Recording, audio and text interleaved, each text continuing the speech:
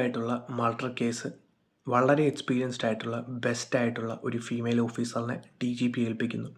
പക്ഷേ പ്രശ്നം എന്താണെന്ന് വെച്ചാൽ ആ ഒരു ഓഫീസറിന് ഒരു ദിവസം മാത്രമേ ഉള്ളൂ ആ ഒരു കേസ് അന്വേഷിക്കാൻ. കാരണം ആ ഒരു ക്യാരക്ടർ റിലീവ് ചെയ്യുകയാണ് ആ ഒരു ദിവസം കൊണ്ട്, മൈഗ്രേറ്റ് ചെയ്യുകയാണ് ഫാമിലിയായിട്ട്.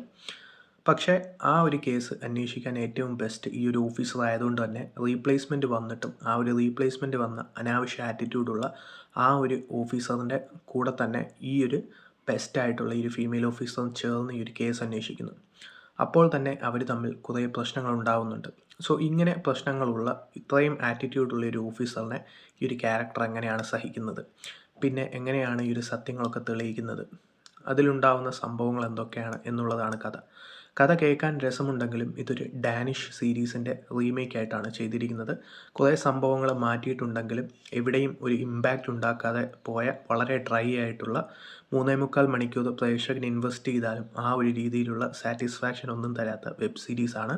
അതിൻ്റെ മെയിൻ റീസൺ എന്താണെന്ന് വെച്ചാൽ ആദ്യം തൊട്ട് അവസാനം വരെ കുറേ പേരുടെ ഇടയിൽ വിരൽ ചൂണ്ടുന്നതല്ലാതെ കാര്യമായിട്ട് കില്ലറിലോട്ട് എത്താൻ ഈ ഒരു വെബ് സീരീസിന് സാധിച്ചിട്ടില്ല എന്നുള്ളതാണ് ഈ ഒരു സീരീസിൻ്റെ ഏറ്റവും വലിയ നെഗറ്റീവ്. കൊണകൊണ സെൻ ശർമ്മയുടെ നല്ല പെർഫോമൻസും ബാക്കിയുള്ള സപ്പോർട്ടിംഗ് ക്യാരക്ടേഴ്സിൻ്റെ പെർഫോമൻസ് ഒഴിച്ച് നോക്കിയാൽ കാര്യമായിട്ടുള്ള പോസിറ്റീവ് ഒന്നുമില്ല. ഇൻവെസ്റ്റിഗേഷൻ പാറ്റേൺ ഇൻട്രസ്റ്റിംഗ് അല്ല, എൻഗേജിങ് അല്ല. അതൊക്കെ തന്നെയാണ് സീരീസിൻ്റെ പ്രശ്നം. സ്വന്തം റിസ്കിൽ കാണുക.